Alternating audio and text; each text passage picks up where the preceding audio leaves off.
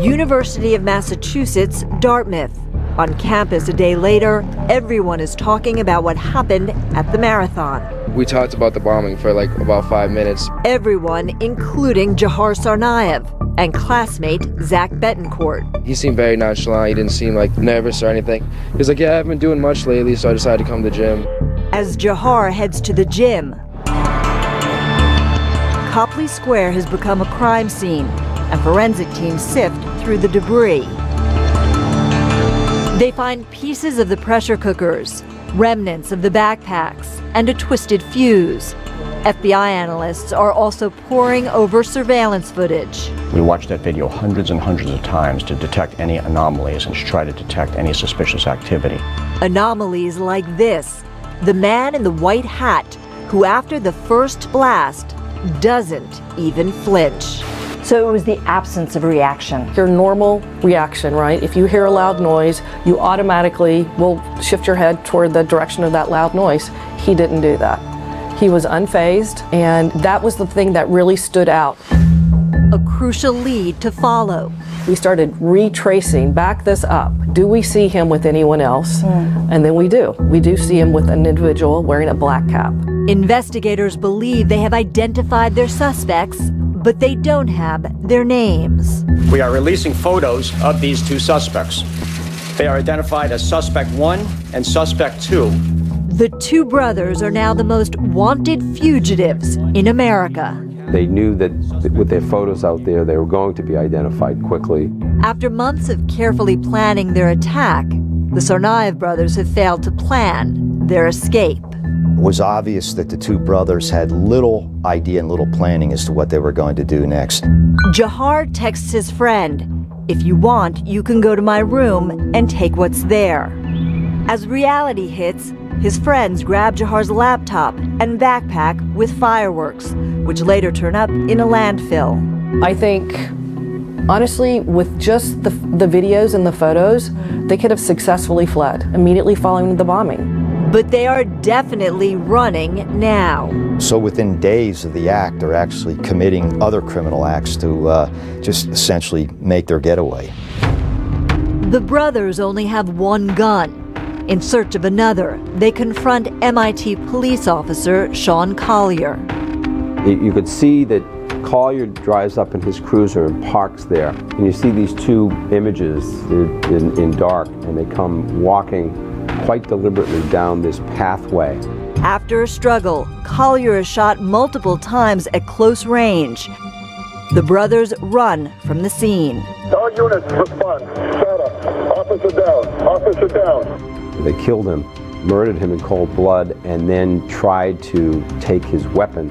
But his holster was designed to prevent people from stealing a weapon, particularly in a struggle or something like that. Across the Charles River, a few miles away, the Tsarnaev brothers come upon an idling SUV and decide to carjack the vehicle and its driver, 26-year-old Chinese app developer Dun Meng. Tamerlan Tsarnaev said to him, "Do you know about the Boston Marathon bombing?" He said, "I did that. Because I just killed a policeman, so don't do anything stupid." The brothers question Meng about New York City, use his bank card to withdraw $800 in cash, and stop for gas. Dzhokhar heads into the store for snacks. They went inside the Shell gas station, shows him getting a bunch of Doritos and Red Bull, what you'd get for a road trip. Alone in the car with Tamerlan, Dun Meng knows it's now or never. In a single motion, he slips off his seatbelt and opens the door, bolting across the street to a gas station to call 911. What happened when they took their car? They are the suspect of the marathon explosion. The plan is unraveling. Tamerlan races to get his brother. Meng's escape gives investigators the break they desperately need. The one thing that Dun Meng did, which was actually quite brilliant, when Tamerlan asked if he had a GPS in there, he said no, but in fact he did. The police track the car to Watertown. where the brothers engaged them in a massive firefight. I heard pops outside, and so I ran to the window, and I just saw two shooters behind a vehicle, behind an SUV. Andrew Kitzenberg takes these photos from his upstairs bedroom. While Tamerlan was firing at them, they could see Jahar Tsarnaev throw bombs at them.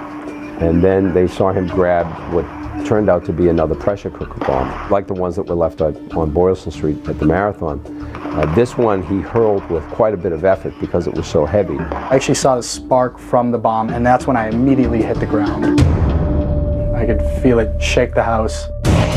Police are in a fight for their lives. At that point, one of the shooters actually started charging the officers, running down the street, still firing his weapon. And they're literally about 10 feet away from each other, exchanging gunfire.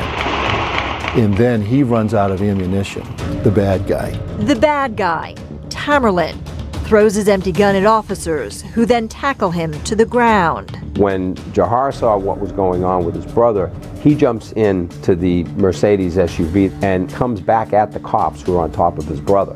Jahar aims the car straight at the officers. Somebody at the last minute yelled, "Get out of the way," and they dove out of the way. Instead, he runs over his brother. The fatal injuries on Tamerlan Tsarnaev were inflicted by his brother Jahar, who ran him over.